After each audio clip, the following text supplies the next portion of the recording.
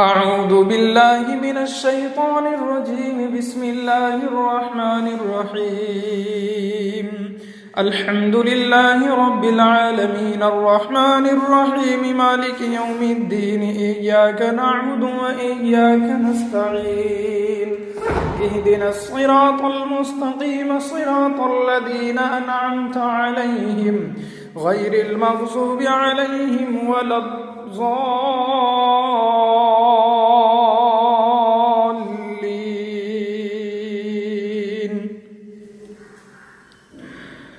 بسم الله الرحمن الرحيم. ألف لام ميم. ذلك الكتاب لا ريب فيه هدى للمتقين الذين يؤمنون بالغيب ويقيمون الصلاة ومما رزقناهم ينفقون والذين يؤمنون بما أنزل إليك وما أنزل من قبلك وبالآخرة هم يوقنون. أولئك على هدى من ربهم وأولئك هم المفلحون. إن الذين كفروا سواء عليهم أأنذرتهم أم لم تنذرهم لا يؤمنون. ختم الله على قلوبهم وعلى سمعهم وعلى أبصارهم غشاوة ولهم عذاب عظيم. ومن الناس من يقول آمنا بالله وباليوم الآخر وما هم بمؤمنين يخادعون الله والذين آمنوا وما يخدعون إلا أنفسهم وما يشعرون. في قلوبهم مرض فزادهم الله مرضا ولهم عذاب أليم بما كانوا يكذبون. وإذا قيل لهم لا تفسدوا في الأرض قالوا إنما نحن مصلحون. ألا إنهم هم المفسدون ولكن لا يشعرون. وإذا قيل لهم آمنوا كما آمن الناس قالوا أنؤمن كما آمن السفهاء. ألا إنهم هم السفهاء ولكن لا يعلمون. وإذا لقوا الذين آمنوا قالوا آمنا وإذا خلوا إلى شياطينهم قالوا إنا معكم إنما نحن مستهزئون. الله يستهزئ بهم ويمدهم في طغيانهم يعمهون. أولئك الذين اشتروا الضلالة بالهدى فما ربحت تجارتهم وما كانوا مهتدين. مثلهم كمثل الذي استوقد نارا فلما أضاءت ما حوله ذهب الله بنورهم وتركهم في ظلمات لا يبصرون. صم بكم عمي فهم لا يرجعون. أو كصيب من السماء فيه ظلمات ورعد وبرق يجعلون أصابعهم في آذانهم من الصواعق حذر الموت والله محيط بالكافرين. يكاد البرق يخطف أبصارهم كلما أضاء لهم مشوا فيه وإذا أظلم عليهم قاموا ولو شاء الله لذهب بسمعهم وأبصارهم إن الله على كل شيء قدير. يا أيها الناس اعبدوا ربكم الذي خلقكم والذين من قبلكم لعلكم تتقون. الذي جعل لكم الأرض فراشا والسماء بناء وأنزل من السماء ماء فأخرج به من الثمرات رزقا لكم فلا تجعلوا لله أندادا وأنتم تعلمون. وإن كنتم في ريب مما نزلنا على عبدنا فأتوا بسورة من مثله وادعوا شهداءكم من دون الله إن كنتم صادقين. فإن لم تفعلوا ولن تفعلوا فاتقوا النار التي وقودها الناس والحجارة أعدت للكافرين وبشر الذين آمنوا وعملوا الصالحات أن لهم جنات تجري من تحتها الأنهار كلما رزقوا منها من ثمرة رزقا قالوا هذا الذي رزقنا من قبل وأتوا به متشابها ولهم فيها أزواج مطهرة وهم فيها خالدون إن الله لا يستحيي أن يضرب مثلا ما بعوضة فما فوقها فأما الذين آمنوا فيعلمون أنه الحق من ربهم وأما الذين كفروا فيقولون ماذا أراد الله بهذا مثلا يضل به كثيرا ويهدي به كثيرا وما يضل به إلا الفاسقين الذين ينقضون عهد الله من بعد ميثاقه ويقطعون ما أمر الله به أن يوصل ويفسدون في الأرض أولئك هم الخاسرون كيف تكفرون بالله وكنتم أمواتا فأحياكم ثم يميتكم ثم يحييكم ثم إليه ترجعون هو الذي خلق لكم ما في الأرض جميعا ثم استوى إلى السماء فسواهن 7 سماوات وهو بكل شيء عليم وإذ قال ربك للملائكة إني جاعل في الأرض خليفة قالوا أتجعل فيها من يفسد فيها ويسفك الدماء ونحن نسبح بحمدك ونقدس لك قال إني أعلم ما لا تعلمون وعلم آدم الأسماء كلها ثم عرضهم على الملائكة فقال أنبئوني بأسماء هؤلاء إن كنتم صادقين قالوا سبحانك لا علم لنا إلا ما علمتنا إنك أنت العليم الحكيم قال يا آدم أنبئهم بأسمائهم فلما أنبأهم بأسمائهم قال ألم أقل لكم إني أعلم غيب السماوات والأرض وأعلم ما تبدون وما كنتم تكتمون وإذ قلنا للملائكة اسجدوا لآدم فسجدوا إلا إبليس أبى واستكبر وكان من الكافرين وقلنا يا آدم اسكن أنت وزوجك الجنة وكلا منها رغدا حيث شئتما ولا تقربا هذه الشجرة فتكونا من الظالمين فأزلهما الشيطان عنها فأخرجهما مما كانا فيه وقلنا اهبطوا بعضكم لبعض عدو ولكم في الأرض مستقر ومتاع إلى حين فتلقى آدم من ربه كلمات فتاب عليه إنه هو التواب الرحيم قلنا اهبطوا منها جميعا فإما يأتينكم مني هدى فمن تبع هداي فلا خوف عليهم ولا هم يحزنون والذين كفروا وكذبوا بآياتنا أولئك أصحاب النار هم فيها خالدون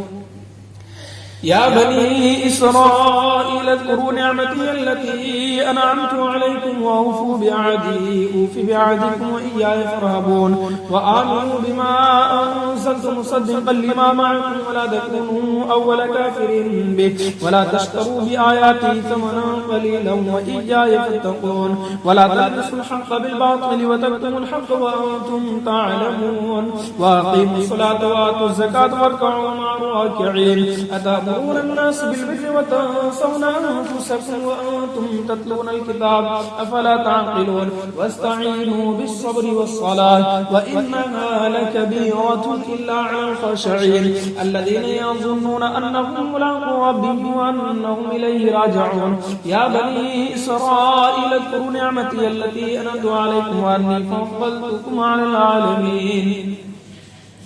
واتقوا يوما لا تجزي نفس عن نفس شيئا ولا يقبل منها شفاعة ولا يؤخذ منها عدل ولا هم ينصرون وإذ نجيناكم من آل فرعون يسومونكم سوء العذاب يذبحون أبناءكم ويستحيون نساءكم وفي ذلكم بلاء من ربكم عظيم وإذ فرقنا بكم البحر فأنجيناكم وأغرقنا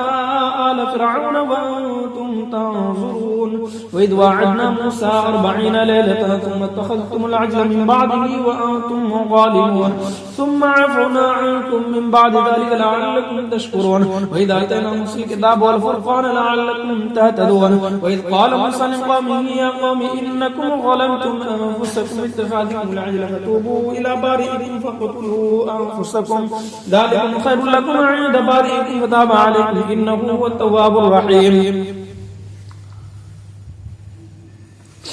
وإذ قلتم يا موسى لن نؤمن لك حتى نرى الله جاهرا فأخذتكم الصاعقة وأنتم تنظرون ثم بعثناكم من بعد موتكم لعلكم تشكرون وظللنا عليكم الغمام وأنزلنا عليكم المن والسلوى كلوا من طيبات ما رزقناكم وما ظلمونا ولكن كانوا أنفسهم يظلمون وإذ قلنا ادخلوا هذه القرية فكلوا منها حيث شئتم رغدا وادخلوا الباب سجدا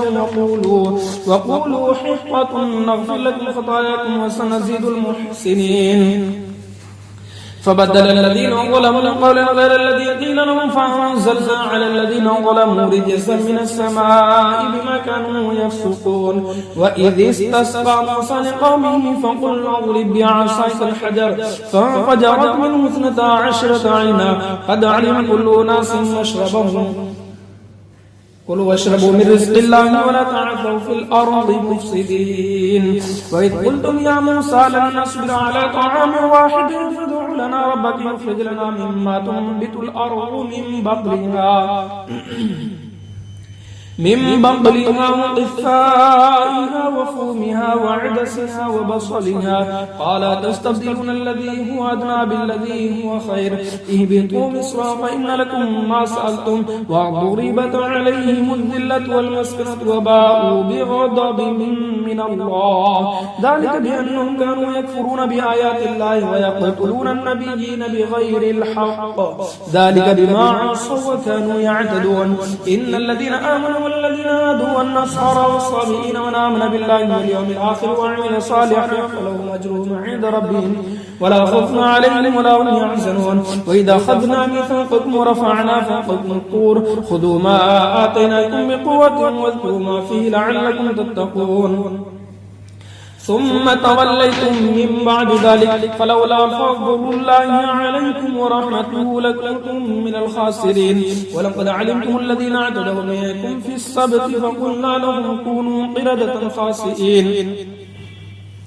فجعلناها نكالا لما بين يديها وما خلفها وموعظة للمتقين وإذ قال موسى لقومه إن الله يأمركم أن تذبحوا بقرة قالوا أتتخذنا هزوا قال أعوذ بالله أن أكون من الجاهلين قالوا ادع لنا ربك يبين لنا ما هي قال إنه يقول إنها بقرة لا فارض ولا بكر عوان بين ذلك فافعلوا ما تؤمرون قالوا ادع لنا ربك يبين لنا ما لونها قال إنه يقول إنها بقرة صفراء فاقع لونها تسر الناظرين قالوا ادع لنا ربك يبين لنا ما هي إن البقرة شابه علينا وإنا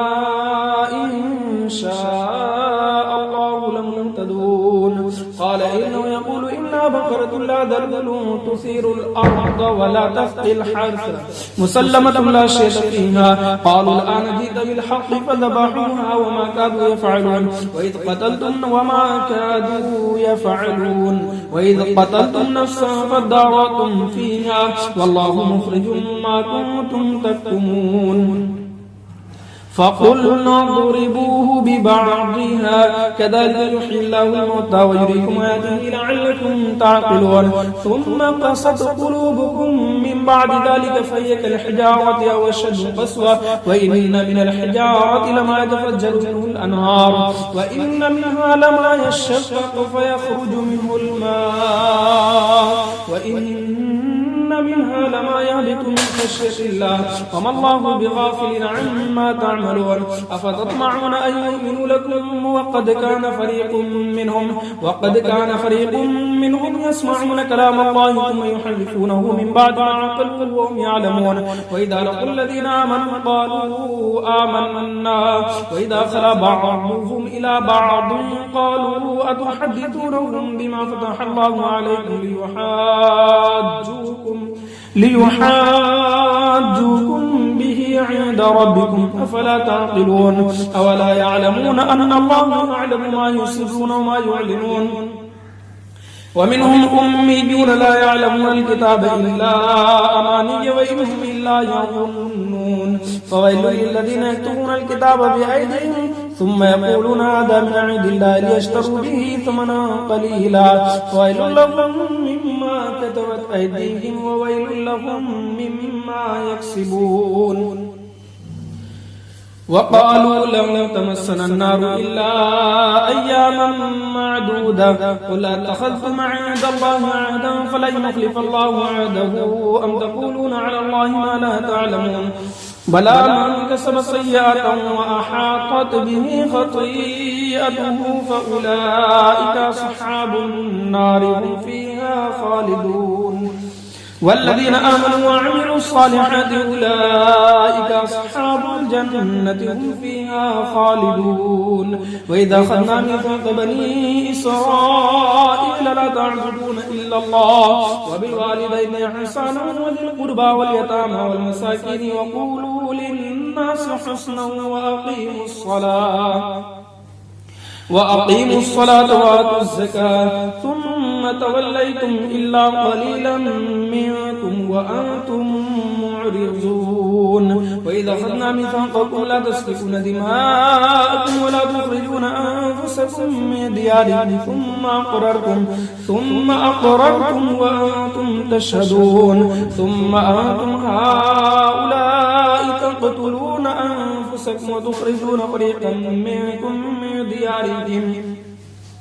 تظاهرون عليهم بالإثم والعدوان وإن يأتوكم سارى تفافوهم وهو محرم عليكم إخراجهم أفتؤمنون ببعض الكتاب وتكفرون ببعض فما جزاء من يفعل ذلك منكم إلا خزي في الحياة الدنيا ويوم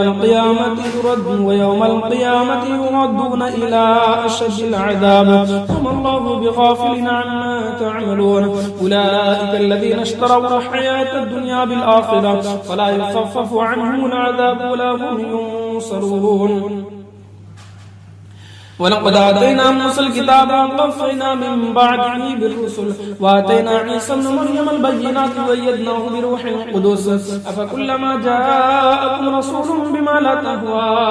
أنفسكم استكبرتم ففريقا كذبتم وفريقا تقتلون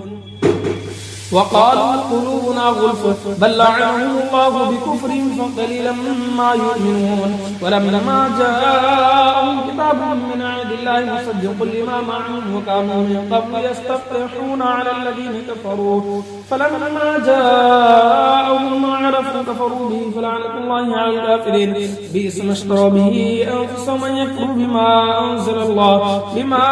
أنزل الله بغيا أن ينزل الله من فضله على من يشاء من عباده فباءوا بغضب على غضب وللكافرين عذاب مهين وإذا قيل لهم آمنوا بما أنزل الله قالوا نؤمن بما أنزل علينا ويكفرون بما وراءه وهو الحق مصدقا لما معهم قل فلم تقتلون أنبياء الله من قبل إن كنتم مؤمنين ولقد جاءكم موسى بالبينات ثم اتخذتم العجل من بعده وأنتم ظالمون وإذا أخذنا ميثاقكم ورفعنا فوقكم الطور خذوا ما آتيناكم بقوة واسمعوا قالوا سمعنا وعصينا وأشربوا في قلوبهم العجل بكفرهم قل بئس ما يأمركم به إيمانكم إن كنتم مؤمنين قل إن كانت لكم الدار الآخرة عند الله خالصة من دون الناس فتمنوا الموت إن كنتم صادقين ولن يتمنوه أبدا بما قدمت أيديهم والله عليم بالظالمين ولتجدنهم أحرص الناس على حياة ومن الذين أشركوا يود أحدهم لو يعمر 1000 سنة وما هو بمزحزحه من العذاب أن يعمر والله بصير بما يعملون قل من كان عدوا لجبريل فإنه نزله على قلبك بإذن الله مصدقا لما بين يديه وهدى وبشرى للمؤمنين من كان عدوا لله وملائكته ورسله وجبريل وميكال فإن الله عدو للكافرين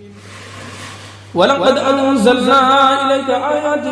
بينات وما يكفر بها إلا الفاسقون أو كلما عاهدوا عهدا نبذه فريق منهم بل أكثرهم لا يؤمنون ولما جاءهم رسول من عند الله مصدق لما معهم نبذ فريق من الذين أوتوا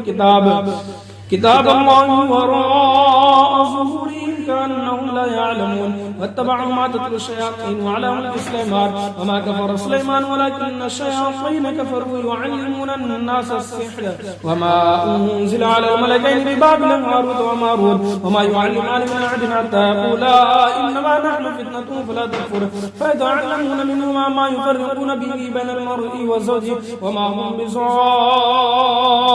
به من أحد إلا بإذن الله وما هم بضارين به من أحد إلا بإذن الله ويتعلمون ما يضرهم ولا ينفعهم ولقد علموا لمن اشتراه ما له في الآخرة من خلاق ولبئس ما شروا به أنفسهم لو كانوا يعلمون ولو أنهم آمنوا واتقوا لمثوبة من عند الله خير لو كانوا يعلمون يا أيها الذين آمنوا لا تقولوا راعنا وقولوا انظرنا واسمعوا وللكافرين عذاب أليم ما يود الذين كفروا من أهل الكتاب والمشركين أن ينزل عليكم من خير من ربكم والله يختص برحمته من يشاء والله ذو الفضل العظيم ما ننسخ من آية أو ننسها نأتي بخير منها أو مثلها ألم تعلم أن الله على كل شيء قدير ألم تعلم أن الله له ملك السماوات والأرض وما لكم من دون الله من ولي ولا نصير أم تريدون أن تسألوا رسولكم كما سئل موسى من قبل ومن يتبدل الكفر بالإيمان فقد ضل سواء السبيل ود كثير من أهل الكتاب لو يردونكم من بعد إيمانكم كفارا حسدا من عند أنفسهم من بعد ما تبين لهم الحق فاعفوا واصفحوا حتى يأتي الله بأمره إن الله على كل شيء قدير وأقيموا الصلاة وآتوا الزكاة وما تقدموا لأنفسكم من خير تجدوه عند الله إن الله بما تعملون بصير وقالوا لن ندخل الجنة إلا من كان هودا أو نصارى تلك أمانيهم قل هاتوا برهانكم إن كنتم صادقين بلى من أسلم وجهه لله وهو محسن فله أجره عند ربه ولا خوف عليهم ولا هم يحزنون وقالت اليهود ليست النصارى على شيء وقالت النصارى ليست اليهود على شيء وهم يتلون الكتاب كذلك قال الذين لا يعلمون مثل قولهم فالله يحكم بينهم يوم القيامة فيما كانوا فيه يختلفون ومن أظلم ممن منع مساجد الله أن يذكر فيها اسمه وسعى في خرابها أولئك ما كان لهم أن يدخلوها إلا خائفين لهم في الدنيا خزي ولهم في الآخرة عذاب عظيم ولله المشرق والمغرب فإنما تولوا فثم وجه الله إن الله واسع عليم وقالوا اتخذ الله ولدا سبحانه بل له ما في السماوات والأرض كل له قانتون بديع السماوات والأرض وإذا قضى أمرا فإنما يقول له كن فيكون وقال الذين لا يعلمون لولا يكلمنا الله أو تأتينا آية كذلك قال الذين من قبلهم مثل قولهم تشابهت قلوبهم قد بينا الآيات لقوم يوقنون إنا أرسلناك بالحق بشيرا ونذيرا ولا تسأل عن أصحاب الجحيم ولن ترضى عنك اليهود ولا النصارى حتى تتبع ملتهم قل إن هدى الله هو الهدى ولئن اتبعت أهواءهم بعد الذي جاءك من العلم ما لك من الله من ولي ولا نصير الذين آتيناهم الكتاب يتلونه حق تلاوته أولئك يؤمنون به ومن يكفر به فأولئك هم الخاسرون يا بني إسرائيل اذكروا نعمتي التي أنعمت عليكم وأني فضلتكم على العالمين واتقوا يوما لا تجزي نفس عن نفس شيئا ولا يقبل منها عدل ولا تنفعها شفاعة ولا هم ينصرون وإذ ابتلى إبراهيم ربه بكلمات فأتمهن قال إني جاعلك للناس إماما قال ومن ذريتي قال لا ينال عهد الظالمين وإذ جعلنا البيت مثابة للناس وأمنا واتخذوا من مقام إبراهيم مصلى وعهدنا إلى إبراهيم وإسماعيل أن طهرا بيتي للطائفين والعاكفين والركع السجود وإذ قال إبراهيم رب اجعل هذا بلدا آمنا وارزق أهله من الثمرات من آمن منهم بالله واليوم الآخر قال ومن كفر فأمتعه قليلا ثم أضطره إلى عذاب النار وبئس المصير وإذ يرفع إبراهيم القواعد من البيت وإسماعيل ربنا تقبل منا إنك أنت السميع العليم ربنا واجعلنا مسلمين لك ومن ذريتنا أمة مسلمة لك وأرنا مناسكنا وتب علينا إنك أنت التواب الرحيم ربنا وبعث فيهم رسولا منهم يتلو عليهم آياتك ويعلمهم الكتاب والحكمة ويزكيهم إنك أنت العزيز الحكيم ومن يرغب عن ملة إبراهيم إلا من سفي نفسه ولقد اصطفيناه في الدنيا وإنه في الآخرة لمن الصالحين إذ قال له ربه أسلم قال أسلمت لرب العالمين ووصى بها إبراهيم بنيه ويعقوب يا بني إن الله اصطفى لكم الدين فلا تموتن إلا وأنتم مسلمون أم كنتم شهداء إذ حضر يعقوب الموت إذ قال لبنيه ما تعبدون من بعدي قالوا نعبد إلهك وإله آبائك إبراهيم وإسماعيل وإسحاق إله واحد ونحن له مسلمون تلك أمة قد خلت لها ما كسبت ولكم ما كسبتم ولا تسألون عما كانوا يعملون وقالوا كونوا هودا أو نصارى تهتدوا قل بل ملة إبراهيم حنيفا وما كان من المشركين قولوا آمنا بالله وما أنزل إلينا وما أنزل إلى إبراهيم وإسماعيل وإسحاق ويعقوب والأسباط وما أوتي موسى وعيسى وما أوتي النبيون من ربهم لا نفرق بين أحد منهم ونحن له مسلمون فإن آمنوا بمثل ما آمنتم به فقد اهتدوا وإن تولوا فإنما هم في شقاق فسيكفيكهم الله وهو السميع العليم صبغة الله ومن أحسن من الله صبغة ونحن له عابدون قل أتحاجوننا في الله وهو ربنا وربكم ولنا أعمالنا ولكم أعمالكم ونحن له مخلصون أم تقولون إن إبراهيم وإسماعيل وإسحاق ويعقوب والأسباط كانوا هودا أو نصارى قل أأنتم أعلم أم الله ومن أظلم ممن كتم شهادة عنده من الله وما الله بغافل عما تعملون تلك أمة قد خلت لها ما كسبت ولكم ما كسبتم ولا تسألون عما كانوا يعملون سيقول السفهاء من الناس ما ولاهم عن قبلتهم التي كانوا عليها قل لله المشرق والمغرب يهدي من يشاء إلى صراط مستقيم وكذلك جعلناكم أمة وسطا لتكونوا شهداء على الناس ويكون الرسول عليكم شهيدا وما جعلنا القبلة التي كنت عليها إلا لنعلم من يتبع الرسول ممن ينقلب على عقبيه وإن كانت لكبيرة إلا على الذين هدى الله وما كان الله ليضيع إيمانكم إن الله بالناس لرؤوف رحيم قد نرى تقلب وجهك في السماء فلنولينك قبلة ترضاها فول وجهك شطر المسجد الحرام وحيث ما كنتم فولوا وجوهكم شطره وإن الذين أوتوا الكتاب ليعلمون أنه الحق من ربهم وما الله بغافل عما يعملون ولئن أتيت الذين أوتوا الكتاب بكل آية ما تبعوا قبلتك وما أنت بتابع قبلتهم وما بعضهم بتابع قبلة بعض ولئن اتبعت أهواءهم من بعد ما جاءك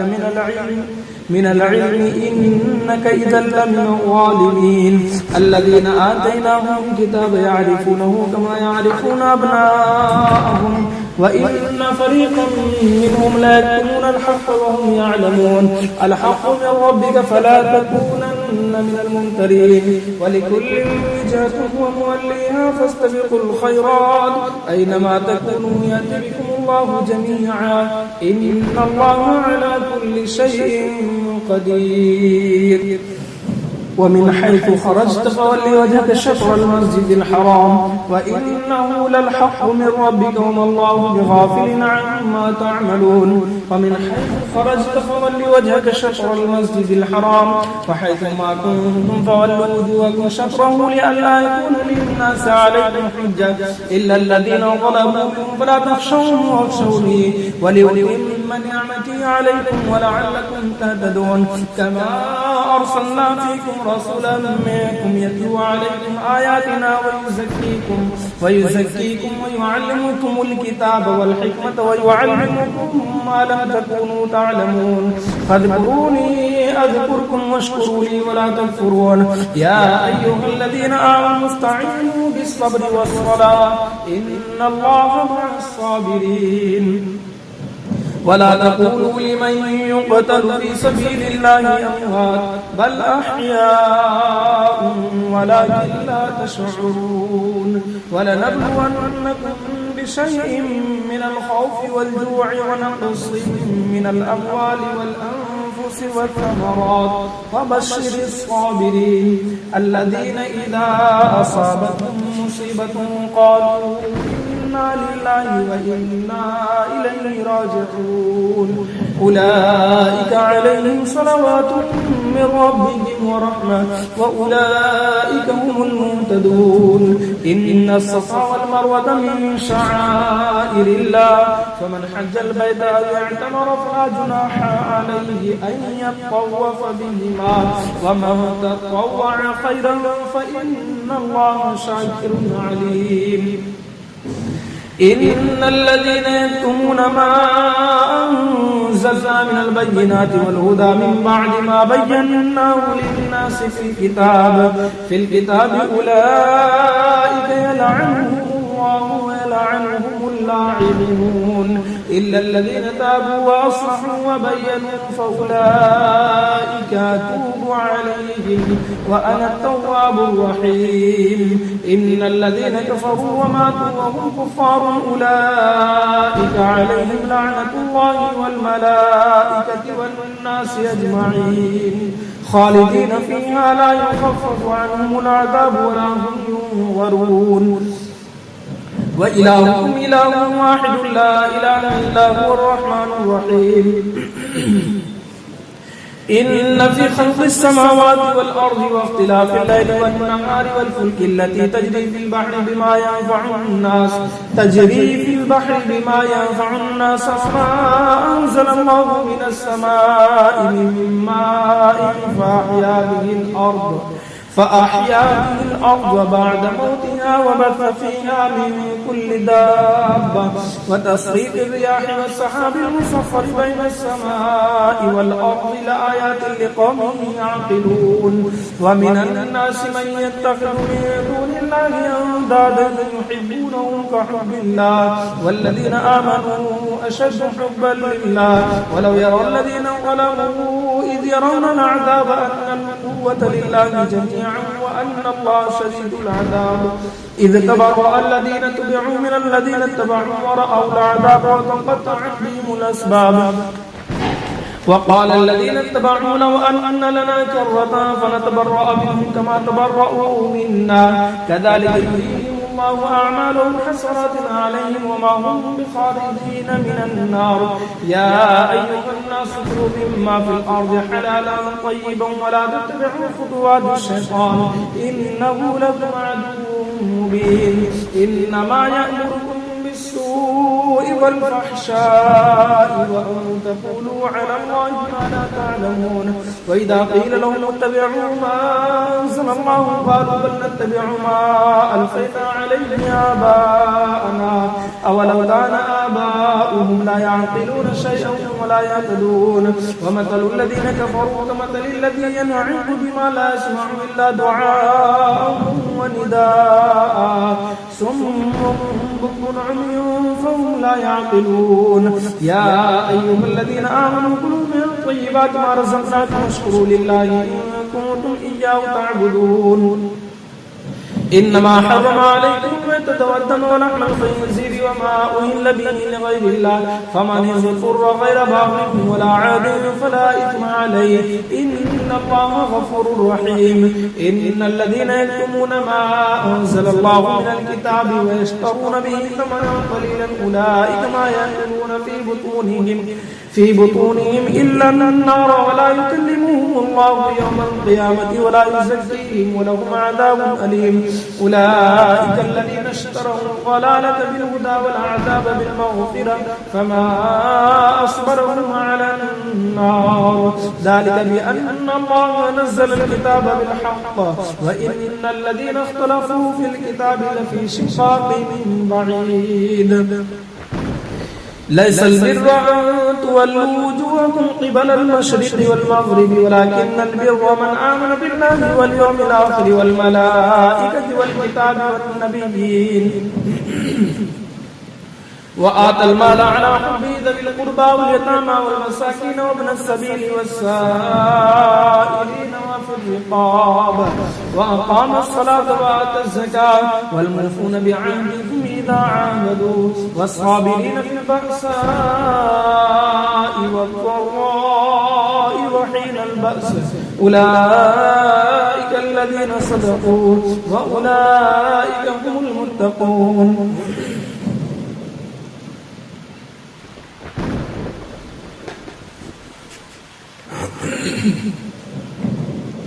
يا أيها الذين آمنوا كتب عليكم القصاص في القتلى الحر بالحر والعبد بالعبد والأنثى بالأنثى فمن عفي له من أخيه شيء فاتباع بالمعروف وأداء إليه بإحسان ذلك تخفيف من ربكم ورحمة فمن اعتدى بعد ذلك فله عذاب أليم ولكم في القصاص حياة يا أولي الألباب لعلكم تتقون كتب عليكم إذا حضر أحدكم الموت إن ترك خيرا الوصية للوالدين والأقربين بالمعروف حقا على المتقين فمن بدله بعد ما سمعه فإنما إثمه على الذين يبدلون إن الله سميع عليم فمن خاف من موصى جنفا أو إثما فأصلح بينهم فلا إثم عليه إن الله غفور رحيم يا أيها الذين آمنوا كتب عليكم الصيام كما كتب على الذين من قبلكم لعلكم تتقون أياما معدودات فمن كان منكم مريضا أو على سفر فعدة من أيام أخر وعلى الذين يطيقونه فدية طعام مسكين فما تطوع خيرا فهو خير له وأن تصوموا خير لكم إن كنتم تعلمون شهر رمضان الذي أنزل فيه القرآن هدى للناس وبينات من الهدى والفرقان فمن شهد منكم الشهر فليصم ومن كان مريضا أو على سفر فعدة من أيام أخر يريد الله بكم اليسر ولا يريد بكم العسر ولتكملوا العدة ولتكبروا الله على ما هداكم لعلكم تشكرون وإذا سألك عبادي عني فإني قريب أجيب دعوة الداعي إذا دعاني فليستجيبوا لي وليؤمنوا بي لعلهم يرشدون وحل لكم ليلة الصيام الرفث إلى نسائكم هن لباس لكم وأنتم لباس لهن علم الله أنكم كنتم تختانون أنفسكم فتاب عليكم وعفى عنكم فالآن باشروهن واتقوا ما كتب الله لكم وكلوا واشربوا حتى يتبين لكم الخيط الأبيض من الخيط الأسود من الفجر ثم أتموا الصيام إلى الليل ولا تباشروهن وأنتم عاكفون في المساجد تلك حدود الله فلا تقربوها كذلك يبين الله آياته للناس لعلهم يتقون ولا تأكلوا أموالكم بينكم بالباطل وتدلوا بها إلى الحكام لتأكلوا فريقا من أموال الناس بالإثم وأنتم تعلمون يسألونك عن الأهلة قل هي مواقيت للناس والحج وليس البر بأن تأتوا البيوت من ظهورها ولكن البر من اتقى وأتوا البيوت من أبوابها واتقوا الله لعلكم تفلحون وقاتلوا في سبيل الله الذين يقاتلونكم ولا تعتدوا إن الله لا يحب المعتدين واقتلوهم حيث ثقفتموهم وأخرجوهم من حيث أخرجوكم والفتنة أشد من القتل ولا تقاتلوهم عند المسجد الحرام حتى يقاتلوكم فيه فإن قاتلوكم فاقتلوهم كذلك جزاء الكافرين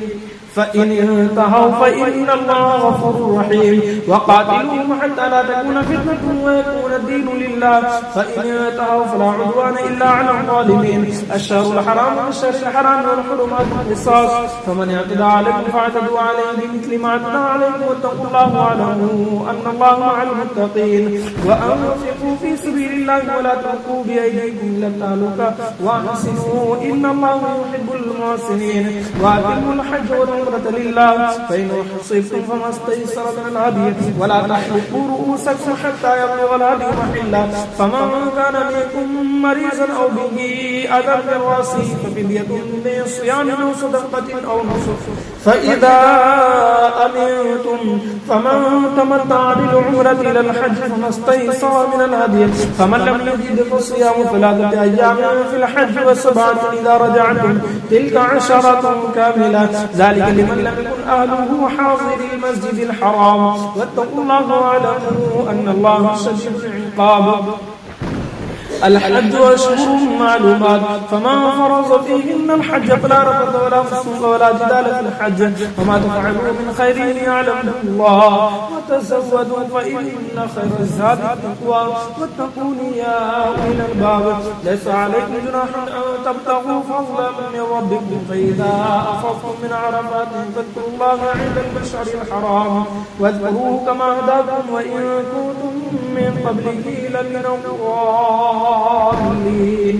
ثم أفيضوا من حيث أفاض الناس واستغفروا الله إن الله غفور رحيم فإذا قضيتم مناسككم فاذكروا الله كذكركم آباءكم أو أشد ذكرا فمن الناس من يقول ربنا آتنا في الدنيا وما له في الآخرة من خلاق ومنهم من يقول ربنا آتنا في الدنيا حسنة وفي الآخرة حسنة وقنا عذاب النار أولئك لهم نصيب مما كسبوا والله سريع الحساب واذكروا الله في أيام معدودات فمن تعجل في يومين فلا إثم عليه وما تأخر فلا إثم عليه لمن اتقى واتقوا الله واعلموا أنكم إليه تحشرون ومن الناس من يعجبك قوله في الحياة الدنيا ويشهد الله على ما في قلبه وهو لدى الخصام وإذا تولى سعى في الأرض ليفسد فيها ويهلك الحرث والنسل والله لا يحب الفساد وإذا قيل له اتق الله أخذته العزة بالإثم فحسبه جهنم ولبئس المهاد ومن الناس من يشري نفسه ابتغاء مرضات الله والله رؤوف بالعباد يا أيها الذين آمنوا ادخلوا في السلم كافة ولا تتبعوا خطوات الشيطان إنه لكم عدو مبين فإن زللتم من بعد ما جاءتكم البينات فاعلموا أن الله عزيز حكيم هل ينظرون إلا أن يأتيهم الله في ظلل من الغمام والملائكة وقضي الأمر وإلى الله ترجع الأمور سل بني إسرائيل كما آتيناهم من آية بينة ومن يبدل نعمة الله من بعد ما جاءته فإن الله شديد العقاب زين للذين كفروا الحياة الدنيا ويسخرون من الذين آمنوا والذين اتقوا فوقهم يوم القيامة والله يرزق من يشاء بغير حساب كان الناس أمة واحدة فبعث الله النبيين المبشرين والمنذرين وأنزل معهم الكتاب بالحق ليحكم بين الناس فيما اختلفوا فيه وما اختلف فيه إلا الذين أوتوه من بعد ما جاءتهم البينات بغيا بينهم فهدى الله الذين آمنوا واختلفوا فيه من الحق بإذنه والله يهدي من يشاء إلى صراط مستقيم أم حسبتم أن تدخلوا الجنة ولما يأتكم مثل الذين خلوا من قبلكم مستهم البأساء والضراء وزلزلوا حتى يقول الرسول والذين آمنوا معه متى نصر الله ألا إن نصر الله قريب يسألونك ماذا ينفقون قل ما أنفقتم من خير فللوالدين والأقربين واليتامى والمساكين وابن السبيل وما تفعلوا من خير فإن الله به عليم كتب عليكم القتال وكره لكم وعسى أن تكرهوا شيئا وهو خير لكم وعسى أن تحبوا شيئا وهو شر لكم والله يعلم وأنتم لا تعلمون يسألونك عن الشهر الحرام قتال فيه قل قتال فيه كبير وصد عن سبيل الله وكفر به والمسجد الحرام وإخراج أهله منه أكبر عند الله والفتنة أكبر من القتل ولا يزالون يقاتلونكم حتى يردوكم عن دينكم إن استطاعوا ومن يرتد منكم عن دينه فيموت وهو كافر فأولئك حبطت أعمالهم في الدنيا والآخرة وأولئك أصحاب النار فيها خالدون إن الذين آمنوا والذين هاجروا وجاهدوا في سبيل الله أولئك يرجون رحمة الله والله غفور رحيم يسألونك عن الخمر والميسر قل فيهما إثم كبير ومنافع للناس وإثمهما أكبر من نفعهما ويسألونك ماذا ينفقون قل العفو كذلك يبين الله لكم الآيات لعلكم تتفكرون في الدنيا والآخرة ويسألونك عن اليتامى قل إصلاح لهم خير وإن تخالطوهم فإخوانكم والله يعلم المفسد من المصلح ولو شاء الله لأعنتكم إن الله عزيز حكيم ولا تنكحوا المشركات حتى يؤمنوا ولأمة مؤمنة خير من مشركة ولو أعجبتكم ولا تنكحوا المشركين حتى يؤمنوا ولعبد مؤمن خير من مشرك ولو أعجبكم أولئك يدعون إلى النار والله يدعو إلى الجنة والمغفرة بإذنه ويبين آياته للناس لعلهم يتذكرون ويسألونك عن المحيض قل هو أذى فاعتزلوا النساء في المحيض ولا تقربوهن حتى يطهرن فإذا تطهرن فاتوهن من حيث أمركم الله إن الله يحب التوابين ويحب المتطهرين نساؤكم حرث لكم فاتوا حرثكم أن شئتم وقدموا لأنفسكم واتقوا الله واعلموا أنكم ملاقوه وبشر المؤمنين ولا تجعلوا الله عرضة لأيمانكم أو تبروا وتتقوا وتصلحوا بين الناس والله سميع عليم لا يؤاخذكم الله باللغو في أيمانكم ولكن يؤاخذكم بما كسبت قلوبكم والله غفور حليم للذين يؤلون من نسائهم تربص 4 أشهر فإن فاءوا فإن الله غفور رحيم وإن عزموا الطلاق فإن الله سميع عليم والمطلقات يتربصن بأنفسهن 3 قروء ولا يحل لهن أن يكتمن ما خلق الله في أرحامهن إن كن يؤمن بالله واليوم الآخر وبعولتهن أحق بردهن في ذلك إن أرادوا إصلاحا ولهن مثل الذي عليهن بالمعروف وللرجال عليهن درجة والله عزيز عزيز حكيم. الطلاق مرتان، فإمساك بمعروف أو تسريح بإحسان. ولا يحل لكم أن تأخذوا مما آتيتموهن شيئا إلا أن يخافا ألا يقيما حدود الله، فإن خفتم ألا يقيما حدود الله فلا جناح عليهما فيما افتدت به. تلك حدود الله فلا تعتدوها، ومن يتعد حدود الله فأولئك هم الظالمون. فإن طلقها فلا تحل له من بعد حتى تنكح زوجا غيره، فإن طلقها فلا جناح عليهما أن يتراجعا إن زلنا أن يقيما حدود الله، وتلك حدود الله يبينها لقوم يعلمون. وإذا طلقتم النساء فبلغن أجلهن فأمسكوهن بمعروف أو سرحوهن بمعروف، ولا تمسكوهن ضرارا لتعتدوا، ومن يفعل ذلك فقد ظلم نفسه. ولا تتخذوا آيات الله هزوا، واذكروا نعمة الله عليكم وما أنزل عليكم من الكتاب والحكمة يعظكم به، واتقوا الله واعلموا أن الله بكل شيء عليم. وإذا طلقتم النساء فبلغن أجلهن فلا تعضلوهن أن ينكحن أزواجهن إذا تراضوا بينهم بالمعروف، ذلك يوعظ به من كان يؤمن بالله، من كان منكم يؤمن بالله واليوم الآخر، ذلكم أزكى لكم وأطهر، والله يعلم وأنتم لا تعلمون. والوالدات يرضعن أولادهن حولين كاملين لمن أراد أن يتم الرضاعة، وعلى المولود له رزقهن وكسوتهن بالمعروف،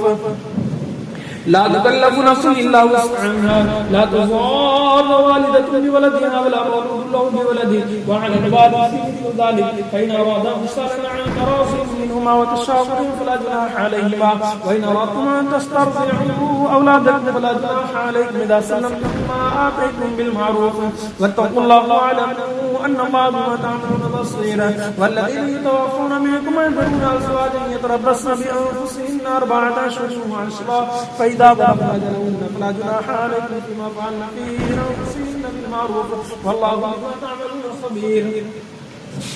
ولا جناح عليكم فيما عرضتم به من خطبة النساء أو أكنتم في أنفسكم، علم الله أنكم ستذكرونهن ولكن لا تواعدوهن سرا إلا أن تقولوا قولا معروفا، ولا تعزموا عقدة النكاح حتى يبلغ الكتاب أجله، واعلموا أن الله يعلم ما في أنفسكم فاحذروه، واعلموا أن الله غفور حليم. لا جناح عليكم إن طلقتم النساء ما لم تمسوهن أو تفرضوا لهن فريضة، ومتعوهن على الموسع قدره وعلى المقتر قدره متاعا بالمعروف حقا على المحسنين. وإن طلقتموهن من قبل أن تمسوهن وقد فرضتم لهن فريضة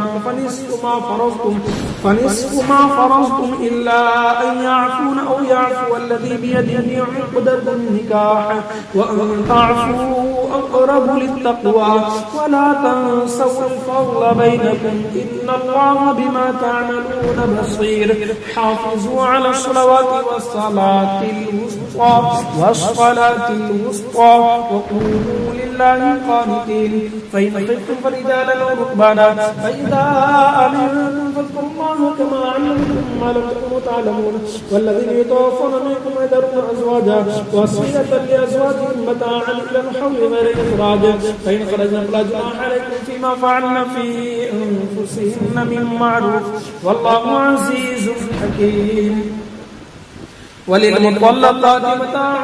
بالمعروف حقا على المتقين، كذلك يبين الله لكم آياته لعلكم تعقلون. ألم تر إلى الذين خرجوا من ديارهم وهم ألوف حذر الموت فقال لهم الله موتوا ثم أحياهم إن الله لذو فضل على الناس ولكن أكثر الناس لا يشكرون. وقاتلوا في سبيل الله واعلموا أن الله سميع عليم.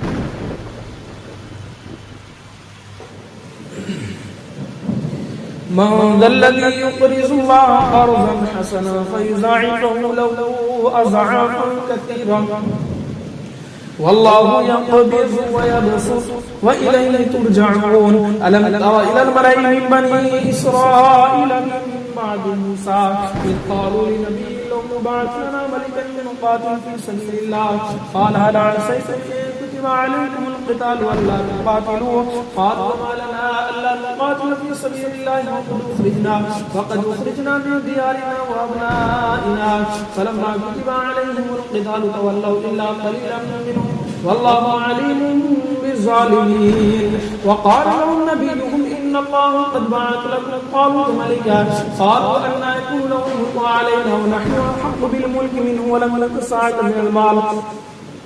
قال إن الله اصطفاه عليكم وزاده بسطة في العلم والجسم والله يؤتي ملكه من يشاء والله واسع عليم. وقال النبي إن آية ملكه أن يأتيكم التابوت فيه سكينة من ربكم وبقية مما ترك آل موسى وآل هارون تحمله الملائكة إن في ذلك لآية لكم إن كنتم مؤمنين. فلما فصل طالوت بالجنود قال إن الله مبتليكم بنار فمن شرب منه فليس مني ومن لم يطعمه فإنه مني إلا من اغترف غرفة بيده فشربوا منه إلا قليلا منهم فلما جاوزه هو والذين آمنوا معه قالوا لا طاقة لنا اليوم بجالوت وجنوده قال الذين يظنون أنهم ملاقو الله كم من فئة قليلة غلبت فئة كثيرة بإذن الله والله مع الصابرين. ولما برزوا لجالوت وجنوده قالوا ربنا أفرغ علينا صبرا وثبت أقدامنا وانصرنا على القوم الكافرين فهزموهم بإذن الله. وقتل داود جالوت وآتاه الله الملك والحكمة وعلمه مما يشاء ولولا دفع الله الناس بعضهم ببعض لفسدت الأرض ولكن الله ذو فضل على العالمين. تلك آيات الله نتلوها عليك بالحق وإنك لمن المرسلين.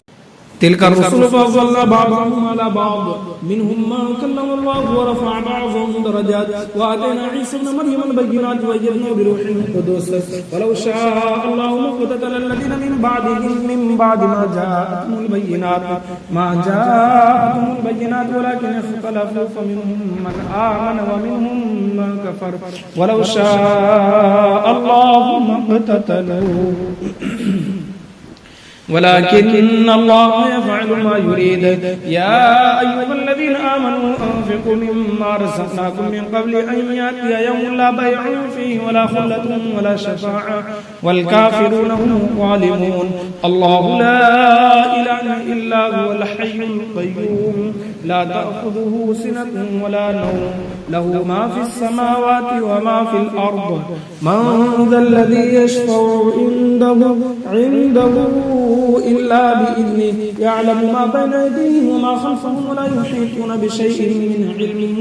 إلا بما شاء وسع كرسيه السماوات والأرض ولا يؤوده حفظهما وهو العلي العظيم. لا إكراه في الدين قد تبين الرشد من الغي فمن يكفر بالطاغوت ويؤمن بالله فقد استمسك بالعروة الوثقى لا انفصام لها والله سميع عليم. الله ولي الذين آمنوا يخرجهم من الظلمات إلى النور والذين كفروا أولياءهم الطاغوت يخرجونهم من النور إلى الظلمات أولئك أصحاب النار هم فيها خالدون. ألم تر إلى الذي حاج إبراهيم في ربه أن آتاه الله الملك إذ قال إبراهيم ربي الذي يحيي ويميت قال أنا أحيي وأميت قال إبراهيم فإن الله يأتي بالشمس من المشرق فأت بها من المغرب فبهت الذي كفر والله لا يهدي القوم الظالمين. أو كالذي مر على قرية وهي خاوية على عروشها قال أن يحيي هذه الله بعد موتها فأماته الله 100 عام ثم بعثه قال كم لبثت قال لبثت يوما أو بعض يوم قال بل لبثت 100 عام فانظر إلى طعامك وشرابك لم يتسنه وانظر إلى حمارك ولنجعلك آية للناس وانظر إلى العظام فننشزها ثم نكسوها لحما فلما تبين له قال أعلم أن الله فلما تبين له قال أعلم أن الله على كل شيء قدير. وإذ قال إبراهيم ربي أرني كيف تحيي الموتى قال أولم تؤمن قال بلى ولكن ليطمئن قلبي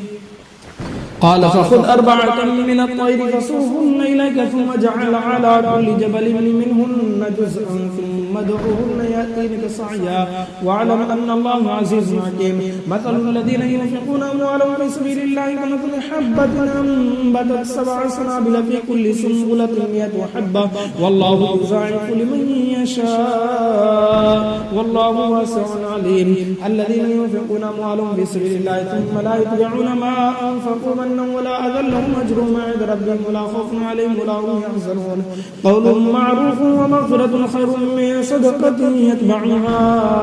أذى والله غني حليم يا أيها الذين آمنوا لا تبطلوا صدقاتكم بالمن والأذى كالذي ينفق ماله رئاء الناس ولا يؤمن بالله واليوم الآخر فمثله كمثل صفوان عليه تراب فأصابه وابل فتركه صلدا لا يقدرون على شيء مما كسبوا والله لا يهدي القوم الكافرين ومثل الذين ينفقون أموالهم ابتغاء مرضات الله وتثبيتا من أنفسهم كمثل جنة بربوة أصابها وابل فآتت أكلها ضعفين فإن لم يصبها وابل والله بما تعملون بصير أيود أحدكم أن تكون له جنة من نخيل وأعناب تجري من تحت الأنهار له فيها من كل ثمرات وأصابه الكبر وله ذرية ضعفاء فأصابها إعصار في نار فاحترقت كذلك يبين الله لكم الآيات لعلكم تتفكرون يا أيها الذين آمنوا أنفقوا من طيبات ما كسبتم ومما أخرجنا لكم من الأرض ولا تيمموا الخبيث منه تنفقون ولستم بآخذه إلا أن تغمزوا فيه واعلموا أن الله غني حميد الشيطان يعدكم الفقر ويأمركم بالفحشاء والله يعدكم مغفرة منه وفضلا والله واسع عليم يؤتي الحكمة من يشاء ومن يؤت الحكمة فقد أوتي خيرا كثيرا وما يذكر إلا أولو الألباب وما أنفقتم من نفقة أو نذرتم من نذر فإن الله يعلم وما للظالمين من أنصار إن تبدوا الصدقات فنعما هي وإن تخفوها وتؤتوها الفقراء فهو خير لكم ويكفر عنكم من سيئاتكم والله بما تعملون خبير ليس عليك هداهم ولكن الله يهدي من يشاء وما تنفقوا من خير فلأنفسكم وما تنفقون إلا ابتغاء وجه الله وما تنفقوا من خير يوفى إليكم وأنتم لا تظلمون للفقراء الذين يحصروا في سبيل الله لا يستطيعون ضربا في الأرض يحسبهم الجاهل أغنياء من التعفف تعرفهم بسيماهم لا يسألون الناس إلحافا وما تنفقوا من خير فإن الله به عليم الذين ينفقون أموالهم بالليل والنهار سرا وعلانية فلهم أجرهم عند ربهم ولا خوف عليهم ولا هم يحزنون الذين يأكلون الربا لا يقومون إلا كما يقوم الذي يتخبطه الشيطان من المس ذلك بأنهم قالوا إنما البيع مثل الربا وأحل الله البيع وحرم الربا فما جاءه موعظة من ربه فانتهى فله ما سلف وأمره إلى الله ومن عاد فأولئك أصحاب النار هم فيها خالدون يمحق الله الربا ويربي الصدقات والله لا يحب كل كفار أثيم إن الذين آمنوا وعملوا الصالحات وأقاموا الصلاة وآتوا الزكاة لهم أجرهم عند ربهم ولا خوف عليهم ولا هم يحزنون يا أيها الذين آمنوا اتقوا الله وذروا ما بقي من الربا إن كنتم مؤمنين فإن لم تفعلوا فأذنوا بحرب من الله ورسوله وإن تبتم فلكم رؤوس أموالكم لا تظلمون ولا تظلمون وإن كان ذو عسرة فنظرة إلى ميسرة وأن تصدقوا خير لكم إن كنتم تعلمون واتقوا يوم ترجعون فيه إلى الله ثم توفى كل نفس ما كسبت وهم لا يظلمون يا أيها الذين آمنوا إذا تداينتم بدين إلى أجل مسمى فاكتبوه وليكتب بينكم كاتب بالعدل ولا يأبى كاتب أن يكتب كما علمه الله الله فليكتب وليملل الذي عليه الحق وليتق الله ربه ولا يبخس منه شيئا فإن كان الذي عليه الحق سفيها أو ضعيفا أو لا يستطيع أن يمل هو فليملل وليه بالعدل واستشهدوا شهيدين من رجالكم فإن لم يكونا رجلين فرجل وامرأتان ممن ترضون من الشهداء أن تضل إحداهما فتذكر إحداهما الأخرى ولا يأبى الشهداء إذا ما دعوا ولا تسأموا أن تكتبوه صغيرا أو كبيرا إلى أجله ذلكم أقسط عند الله وأقوم للشهادة وأدنى أن لا ترتابوا إلا أن تكون تجارة حاضرة تديرونها بينكم وليس عليكم جناح ألا تكتبوها واشهدوا إذا تبايعتم ولا يضار كاتب ولا شهيد وإن تفعلوا فإنه فسوق بكم واتقوا الله ويعلمكم الله والله بكل شيء عليم. وإن كنتم على سفر ولم تجدوا كاتبا فرهان مقبوضا فإن من بعضكم بعضا فليؤدي الذي اؤتمن أمانته وليتق الله ربه ولا تكتموا الشهادة ومن يكتمها فإنه آثم قلبه والله بما تعملون عليم. لله ما في السماوات وما في الأرض وإن تبدوا ما في أنفسكم أو تخفوه يحاسبكم به الله فيغفر لمن يشاء ويعذب من يشاء والله على كل شيء قدير. آمن الرسول بما أنزل إليه من ربه والمؤمنون كلنا آمن بالله وملائكته وكتبه ورسله لا نفرق بين أحد من رسله وقالوا سمعنا وطعنا غفرانك ربنا وإليك المصير. لا يكلف الله نفسا إلا وسعها لها ما كسبت وعليها ما كسبت ربنا لا تؤاخذنا إن نسينا وأخطأنا ربنا ولا تحمل علينا إصرا كما حملته على الذين من قبلنا ربنا ولا تحملنا ما لا طاقة لنا به واعف عنا واغفر لنا وارحمنا أنت مولانا فانصرنا على القوم الكافرين. صدق الله العظيم.